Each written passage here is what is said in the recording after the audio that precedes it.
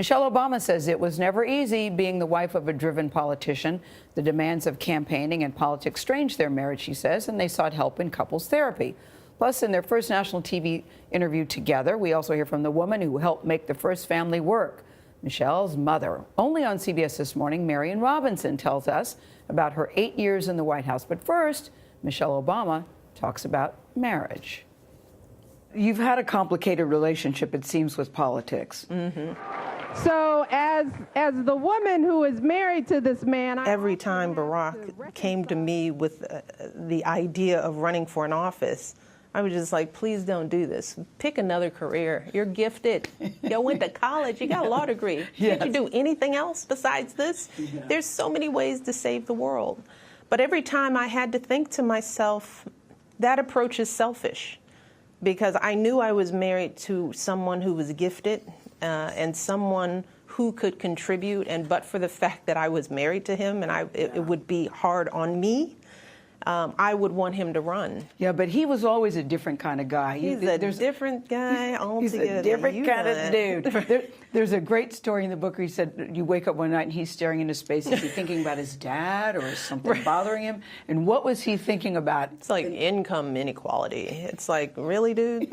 I thought you were dreaming about me. So you knew that he was different. You're very candid about talking about marital counseling. You know, I tell young couples, it's like when you get married, you've got that moment, those years, if you're lucky, where it's just the two of you, individuals on your paths. You come together when you need to. It all works until you have kids. Your first joint project where the inequalities are felt. You know, I'm working and managing childcare and sick kids and trying to coordinate my job, and he's flittering in. Tensions started to arise, and we knew that we needed to have a place where we could really work these feelings out. Was he like, great, let's go to counseling? Oh, no. Yeah. Oh, no. I can't wait to go. You know, Barack is a problem solver. It's like, I'll buy a book and we will study on relationships, and we will study chapter 12. You read chapter 13 and we can figure this out.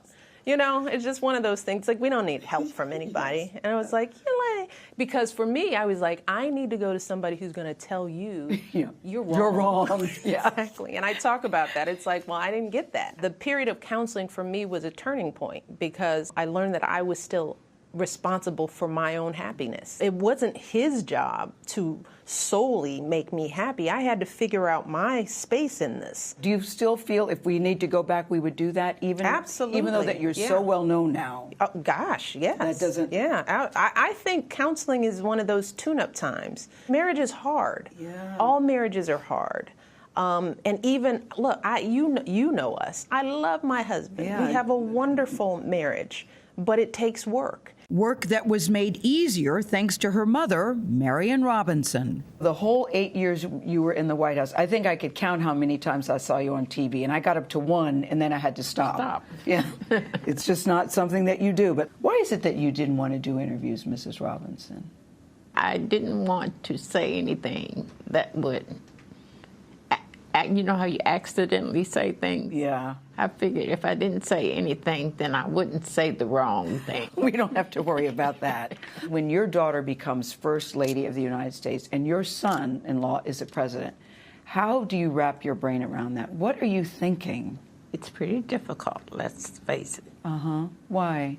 Because I felt like this was going to be a very hard life for both of them. And I was worried about their safety. And I was worried about my grandkids.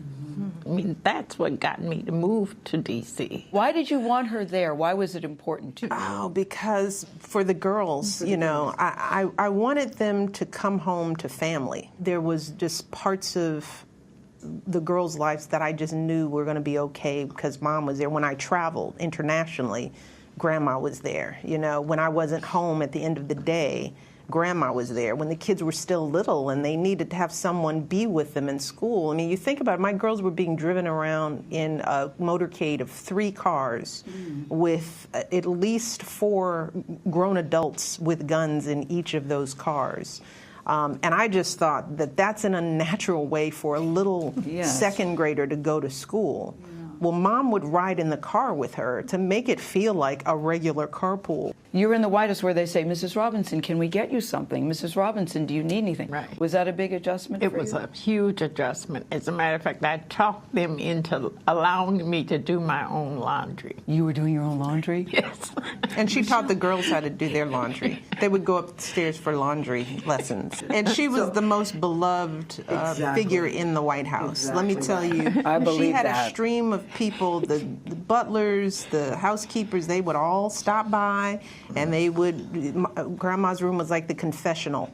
You know, everyone would go there and just unload, you know, and then they leave. People Yeah. still visit were Mom like in family. Chicago. They do? Some of the staff come and visit. If they're in town in Chicago, they visit her. Do you feel you have your life back? Do you miss I the do. White House at all? No. No. Not at all. You have your life back. You know, I do miss the people. Yes. Because they were like family to me, and we got pretty close there. Your mom says she doesn't miss the White House. Do you? No. I mean, the 8 years was more than enough. And what I realized over the years is that home is where we are, you know, and the White House happened to be our home for 8 years. But we took all that love and energy and we just moved it to another house. It's still there. And that's the part of life that's important. What's the best thing about Michelle Obama that makes you proudest? Well, now my saying is, when I grow up, I would like to be like Michelle Obama.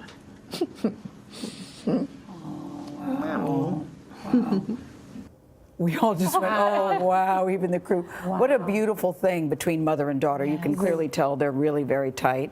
And, you know, Mrs. Robinson tells a funny thing that, you know, Michelle Obama was always a feisty little kid. She said, I actually could stop raising her when she was 9 because she was that good. Yeah. And you can tell that they are very, very well connected. And Michelle says that personally and professionally, she wouldn't have had the life she had if her mom hadn't been there. Because, you know, you can always count on your mom. And to be there for the girls, to make a carpool somewhat normal, right? When you have armed guards and 3 other cars following you with the grandma sitting next to you. And she was so low-key, guys. You never heard a lot about, no one would say Mrs. Robinson's such a character. Yeah. Because she wasn't trying to be part of the family in a public way. She loves her children, Barack and Michelle, and loves her grandchildren.